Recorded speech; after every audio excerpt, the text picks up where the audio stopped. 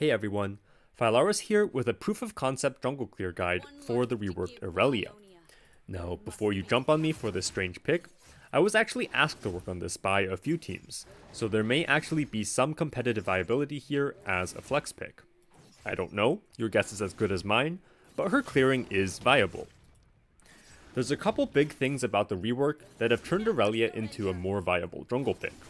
For one, her passive now caps at 4 stacks rather than 5 like it used to, meaning you can now actually max out your passive stacks in a gank or duel prior to level 6. Additionally, her dramatically buffed W provides a lot of extra durability as well as a large AoE nuke for clearing, and in general, her scaling has just gotten a lot better. Now, Irelia can't full clear pre-scuttle, but she can pretty comfortably 5 camp into scuttle, and her clear scales up quite well. You start with Q at level 1, and at level 2 you can take either W or E. In this first clear, I'm demonstrating the QE skill order.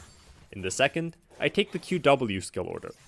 The clear time is basically identical, though QW is a bit easier to pull off. Now, the big thing to pay attention to are Irelia's passive stacks. Irelia gets attack speed for each stack, and when she's at 4 stacks, she gains a significant amount of on-hit magic damage. You gain a stack for each ability use against the champion or large monster, and your stacks refresh with auto attacks against champions and large monsters. So the key throughout the clear is to target monsters and kite in such a way that you can maintain max stacks. This will give you much more damage for your autos and your Qs.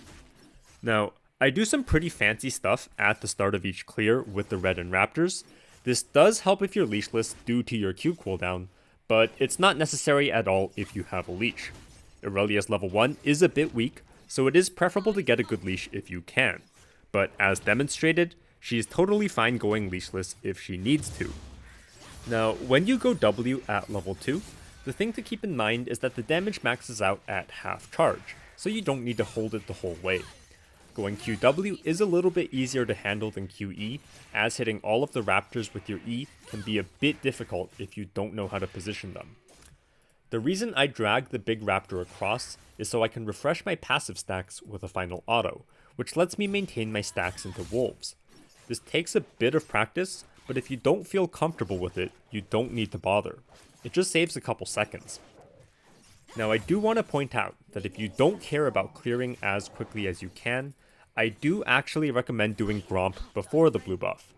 This is because you can drag the blue buff further up towards river, and maintain your passive stacks from blue onto scuttle. As for Irelia's actual viability as a jungler, I'm not too sure honestly. Most likely, if she does see any play, she's just going to end up as a very niche jungle pick. But my guess is she's just going to be a lot better off as a solo laner. That being said, her jungle clearing is totally viable, and she's a very strong champion right now, so if you're looking for a fun, off-meta pick to try out, Irelia is a great option. Thanks for watching, and feel free to subscribe. You can find a link to my Discord server in the video description below, and as always, a big thank you to my Patreon supporters for helping to make this channel possible.